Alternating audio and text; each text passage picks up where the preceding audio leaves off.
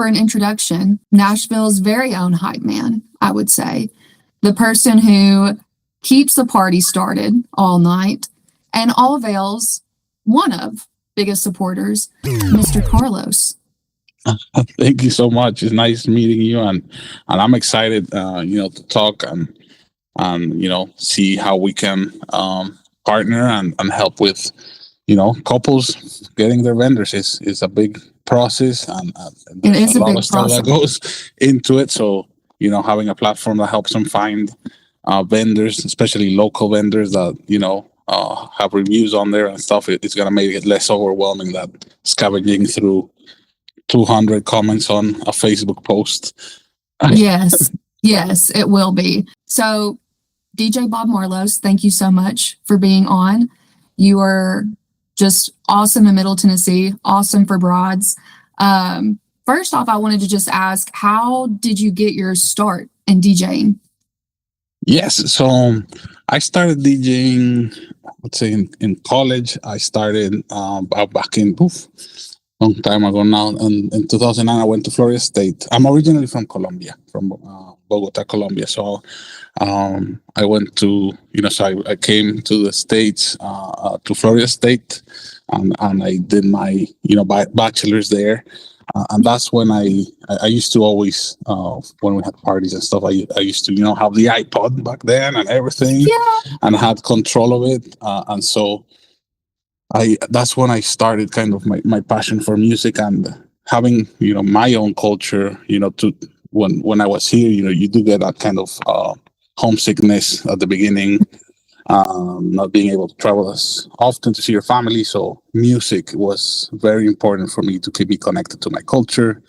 But I also was listening to a whole bunch of new music here, that, I didn't listen back home. So I felt like I learned a lot more about, music in general, and I just had a passion for that. And so I bought, I'm kind of like same as I came to college here. I just kind of dove in and I just came.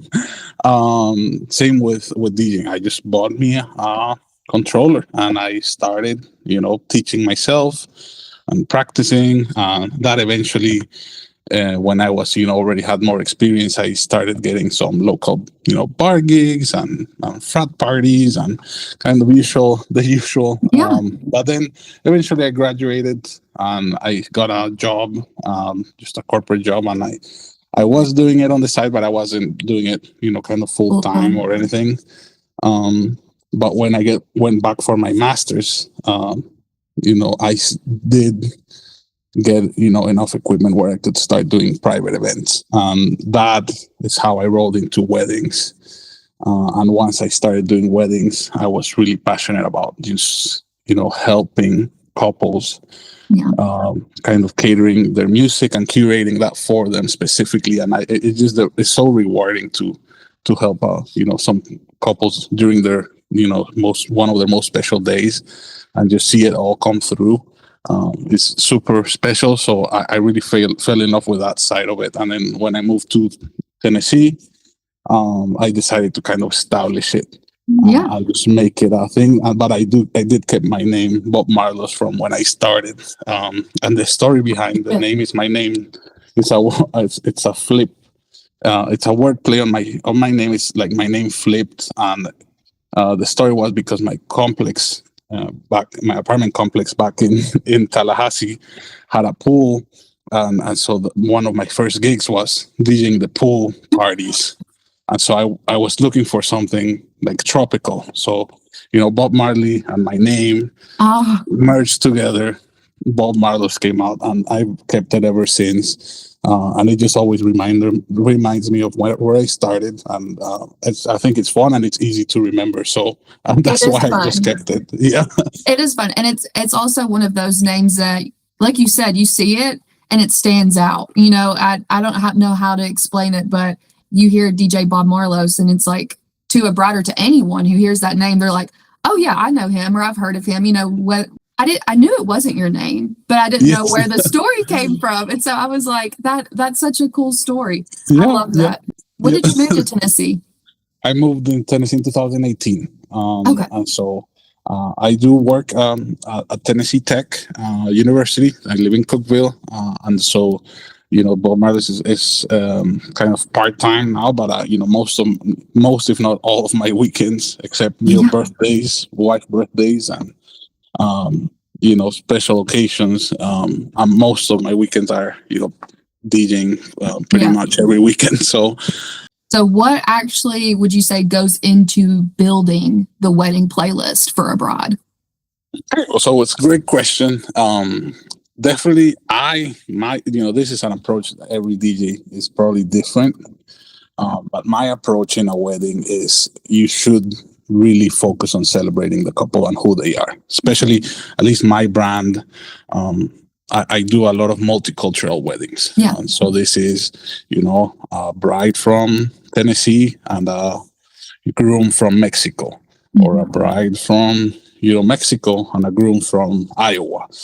So there is a very, very rich culture coming from both sides, and so my focus is always on making sure that that's represented throughout the day, and then I can kind of translate that into the dance floor in a way that it's gonna also keep everybody involved. So for me, it's very important to talk to the couple first and really try to understand where they're coming from. What is the age group of guests that are coming? Are you going to have a lot of older family? Are you going to have a younger crowd? Because all those things will give you little, I call it like breadcrumbs that will kind of let you find the perfect playlist for them. Of course, there are, lists, there's music that is, you're going to see in playlist after playlist that are kind of, I have some crates that are my, whenever something is not working, it's like my safe crate that I know no matter what wedding I can pull these songs and they're gonna, no matter what, people are gonna recognize them and they're gonna dance to them or sing to them. So just having those backups, but talking to the couple, then I have a planning app where the couple can tailor the music. So they get to connect their Spotify and I tell them, upload your music on there. And then once I see that, I can see, okay, they like, they like country, they like oldies. And then I kind of start building that up as I also do a lot of internet sleuthing. I go into their Instagram. I see what music they have on their posts. I see if they have music on their stories. And I make notes. And I'm like, okay, they like this artist. And so I just try to make those notes, make those connections. If they went to, let's say, if they went to the UT, if they went to UT, I know I might be able to play the volunteer song. The Rocky Top song, stuff like that. So just getting those cues and making notes about it and really try to get to know your couple, I think really goes a long way. Also, I think the breadcrumbs that you talked about is so interesting because there's so much that goes into DJing, which is why it's one of the vendor categories that not everyone can get into, just because you have to have the knowledge of music. But on top of having the knowledge of music as well, what makes you special is you have the knowledge of music from different regions out of the United States.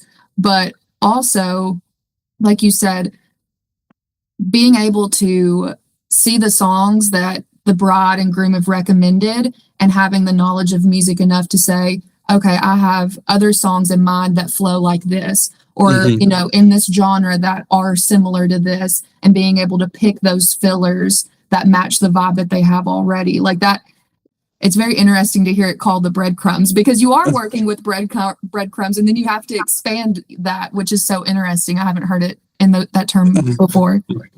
Yeah, so and of course there's other things on the app. So they have a do not playlist, which is also very important. I feel like there's always gonna be songs that they might not like, or they might have a relative that God forbid passed away, and there's a song that reminds them, or there's some things that you need to know, and so having everything on the app, give them the choice of putting that out there for you and understanding it and meeting several times with them really gets you that list at the end that okay, this is the list. that I'm gonna start working with. And then the process is I download all their music. I try to stay within that, and then I in my home studio, I kind of start playing with the music, listening to stuff that I haven't heard, and really try to create a flow so that it sounds smooth when I'm transitioning, and try to come up with a creative transition so that when we're in the dance floor, then you can translate that. Of course, you can also read the room live and stuff, and you have to react, but it gives you a good blueprint to follow, at least to get you started and kind of see what happens during the night. Now, this wasn't on the list of questions to talk about, but I do just have to ask, you've got to talk more about the app. Did you develop it yourself? Did you have someone develop it? Like this, I wish. number one, so interesting. And number two, like what app are you using? I guess I should ask. So definitely I did not develop it, but it is developed by DJs. That's amazing. So it is called Vibo. Okay. And so you'll see it on my website. I have a whole page just on the app. But it's called Vibo, and it was designed by DJs, and basically you can create, there is templates on the app, but I have three or four different templates for weddings that are kind of tailored, the questions depending on the type of couple. So if it's a multicultural wedding, it'll have different questions that it's for a fully American wedding. And then I have LGBTQ one as well.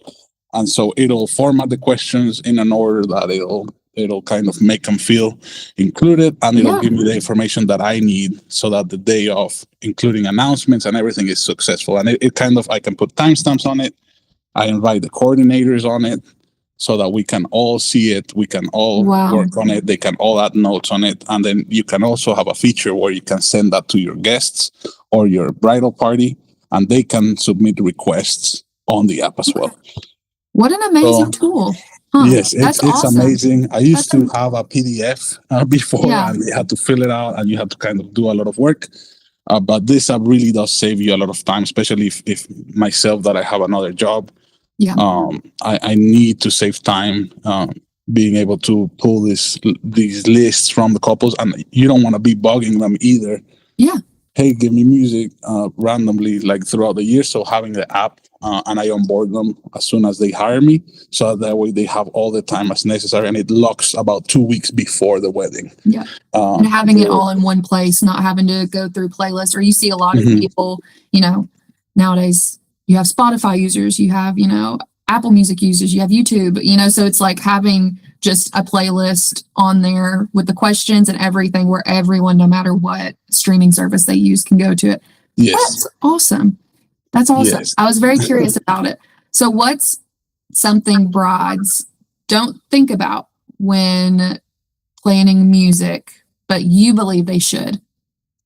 So one thing, I think it's interesting, but I think sometimes couples will, select stuff that they really like, but they don't think of their guests. So they will add, everything they want to dance to.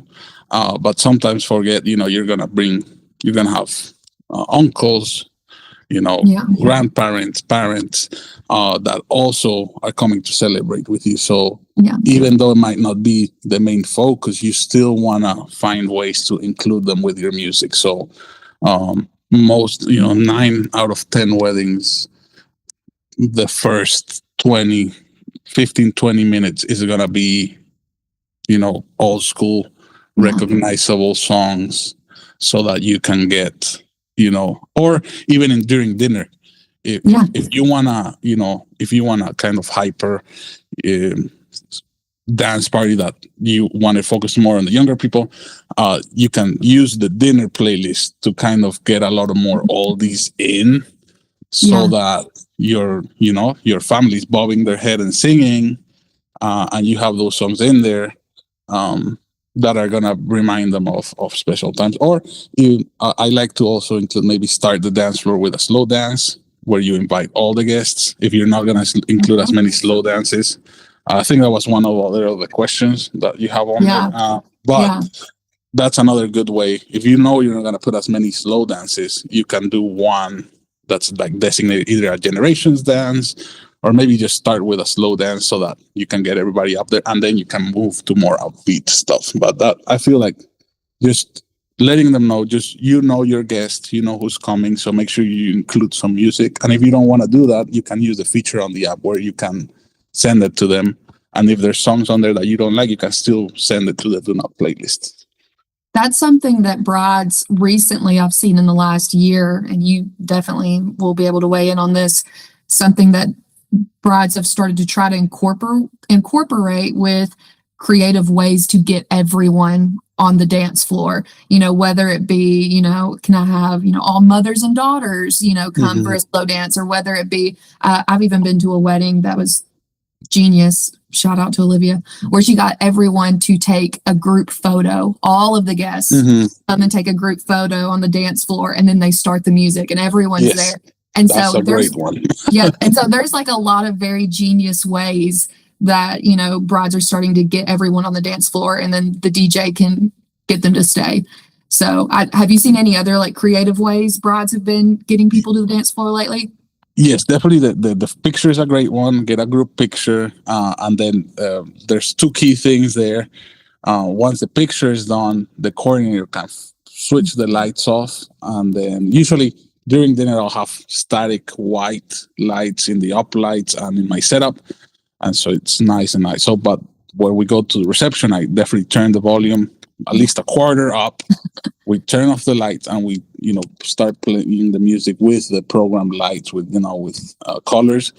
And then as soon as that picture is done, just it has to be a very recognizable song. It has to be, I know photographers might hate it, September, but there's something about that song that just everybody knows it. It's guaranteed to get everybody to at least to start dancing. Yeah. And you want to also leave that longer. You don't want to cut that one 30 seconds in, because, that'll still kill people that weren't on the dance floor, can still get on there. But yeah, that one's one. The slow dance, you do a slow dance, very popular. They can pick the slow dance they want. And once the slow dance is on, boom, hit them with a upbeat, recognizable. It could be ABBA or anything, and that'll keep them on there. And it's easier once you have that big group at the beginning. You have cycles, but with that big group, it's easier than having brave people to come up when you just open an empty dance floor. Would you say that slow dancing is still in, or would you say it's making its way out? I feel it's still very special to have a slow dance. I'm not saying play 7-8 songs slow dances, but having one or two at least. And you also have to think of I think couples don't understand, but a dance floor is it's like the ocean. It comes in waves. If you just hit them with very high energy and you don't stop, if I just play all upbeat, kind of house tempo kind of music for half an hour, everybody's gonna get tired, and then they're just gonna leave the dance floor. In your set, you need to put breaks in, and a slow dance is the perfect break. Yeah. And then you go again, and so just you go up, you stay up, then you bring it down. People can go get a drink. People can go take a picture. People can go to the photo booth. People can go grab another pizza bite, then come back, and then you keep them. But, there's ways of doing that, and just slow dances. And maybe at least I usually play two. If I have one at the beginning, then I'll put one in the middle, around the middle. But you can tell when people are getting tired, and DJs will know this. So just having two, I think it's good, and it's a great for family, especially older family. There, if you pick good slow dances, they'll appreciate that, and they'll have a nice moment to remember as well. I think too, just as someone who is very family oriented, and just I think of our wedding just having that slow dance moments for there to possibly be 4 generations on the dance floor dancing together. A lot of cultures that doesn't happen very often, to have that. And so I hope they never go out, because I think it is very special to have those moments. What's one wedding moment that you'll never forget? Of course, my own wedding. Gotta forget about that. But No.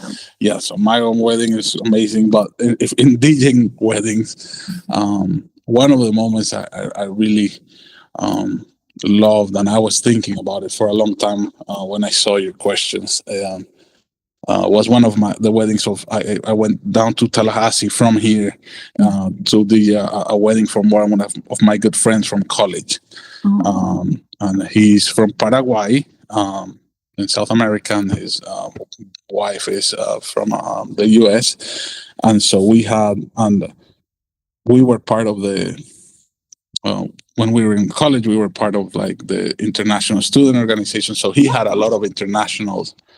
He had, of course, the bride's family. His family came from Paraguay, but we had people from Mexico, Brazil, Honduras, Jamaica. I mean, we had people from all over the world, and they had on their tables they had little flags for each spot for everybody. And so the last song, I don't know if you might not know this song, but it's a very popular World Cup song. It was called "Wave Your Flag."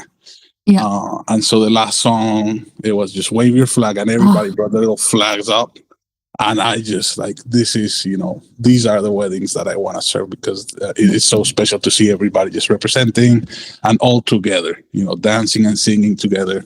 So that's one of my favorite memories that I have, I think. So, yeah, for sure. I'm an emotional person. That would bring me to tears. I don't think I could, something like that, having so many people come together in one spot for one person that they love across the world. Like that is so special. What are the most requested songs you're seeing right now?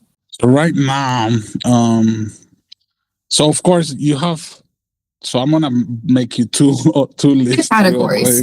So we have these are songs that, I mean, they're really timeless, that no matter the age, I see them on the couples playlists time after time. It's gotta be "Yeah" by Usher. Mm-hmm. That song, and it's one of those, because there's newer songs that, there'll be like a time period where they'll be popular, but then they'll start kind of to die out, and then I will never get them requested again. And then like, for example, Shabuzi's, what's it? Oh, "Pour Me Up a Shot of Whiskey." Yeah, that song. So that was popular for last year, maybe, for several weddings, most of the year, and then we don't get it requested as much anymore. Yeah. But yeah, you'll get it. So those for sure. "Yeah," by Usher. I'm gonna say "Dancing Queen" by ABBA, and then I wanna say "Danza Kuduro" as well. It's always a hit. That was bilingual too. So everybody loves that song. So those would be my top three that I see constantly. And in Spanish, if you have a bilingual wedding, pretty much any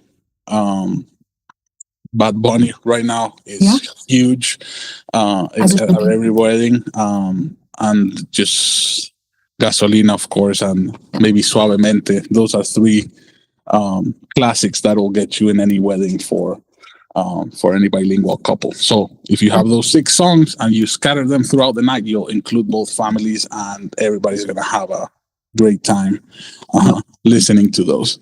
Let's be for real. They don't make the U.S.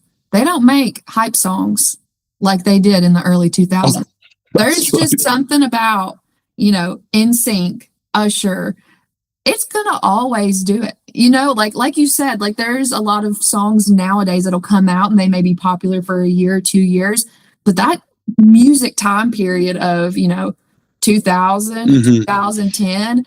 They just had some bangers that I don't think will ever be topped, that it just continuously for weddings, you hear it and you're like, all right, let's go. Like it isn't, generations know it, generations listen to it. And those songs stand the test of time for getting people hyping on the dance floor. Yes, for sure. And just think about how music has changed back, I'm a millennial too. You're growing up, Yep. you have the MTV Top 10, Yep. just in the car, and you listen to those songs. And so all these people, all these generations grew up with it and then played it to their kids. And now those kids are getting married. Speaking of hype music, hype songs, what's your personal hype song?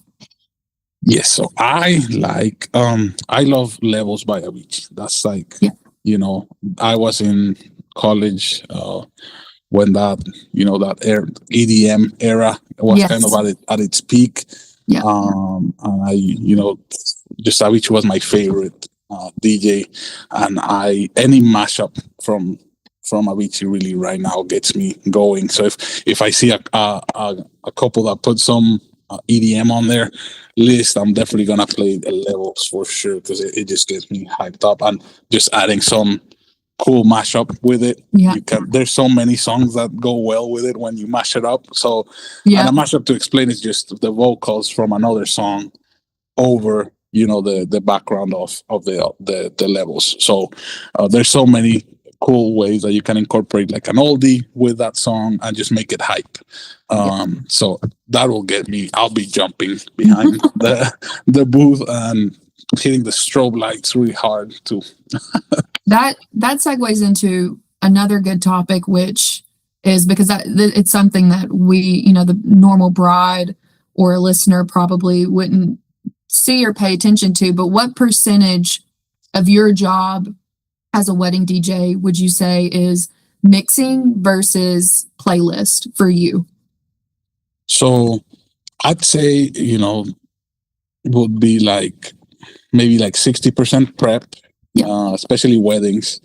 If it's an event like a city event or just like a club, it's very open format, and they'll just tell you general, this is a mostly country bar, or this is mostly so that's easy. That's mostly mixing in the moment what you see. But a wedding, at least mine is going to be 60%, like I mentioned before, just really drilling what the couple wants and kind of organizing it and getting it into a way that the day of the wedding I'm mixing, and I'm live mixing, and I'm doing creative things but with their music. And same thing, just if it's a bilingual wedding, just making sure I'm evening out the time so that it's not like, one family is mostly on the dance floor and then I'm forgetting about the others. Just making sure it's even, giving both families time. So that planning takes a little more time, which is why I like this app, because it really lets me dig into the specific details. And then I feel at the end of the wedding, the couple will feel like you personalized it so much more for them, and makes it just so much more special. So I'm happy to kind of work a lot harder before, which also, couples don't see that. They don't see the hours that you spend kind of mixing in your room and just organizing their lists and just seeing, but they just see you playing that day. But if they can recognize their songs and have a good time, then you did your job. So it makes it worth it in the end. Oh, and I think too, I think that's a great percentage of 60% prep and 40% mixing, because I think a lot of times too, when as a guest, if you hear a mix, you're like, oh crap, like this DJ like knows how to mix. Like it kind of like it gets the guests a little hyped too, to like hear that mix or hear that transition in between. So I love a good mix. So I think that's 40% mix, 60% prep is perfect for wedding guests and brides. I know we already went into it a little bit with one of our other questions, but if you can categorize it again, but give me your top 3 songs guaranteed to fill the dance floor every time. Yeah, I think guaranteed. I would say, we already said but let's change. So I will do low. Low every time. And Pitbull. There's a few options from Pitbull, but I like Hotel Room Service. Especially if I like to start it with the chorus, and it just gets, especially this. I think this generation of couples that are getting married now, they really love some Pitbull as well. Love some Pitbull. So I think Pitbull for sure, and I gotta say, see a third one for sure. A lifesaver. You can do either Danza Kuduro that I already said, or Pepas by Farruko. And that one is in Spanish, but it went really viral in the US. So it's kind of, I like to mix Danza Kuduro into Pepas. And that way you get those two together, like maybe half and half. And that one, those go crazy every time. No matter what couple or guests you have, those go pretty well. Carlos, with DJ Bob Marlos, thank you so much for coming to AllVeil Unveiled. I hope you had a great time. I had a great time talking music and DJing with you. So thank you again for coming on. Thank you for being on AllVeil. Would you like to plug some of your socials? Of course. Well, thank you so much, first of all, for having me, and congratulations on the launch of the website. It looks beautiful. I really had a good time organizing my stuff on there, and I feel like the interface is really user friendly and everything. So you guys have killed it with it. So congratulations, and thanks for having me. You can find me on Instagram as Bob Marlos DJ. And then my website, it has a link. All the links are on there on my Instagram. So if you find me on there, or if you just search me on Google, I should pop up on there. So I appreciate it, and hope to see some of you at your wedding. Yes, and you can also find him on allveil.com. So that's right. Thank you. Thank you so much, Carlos. It was great.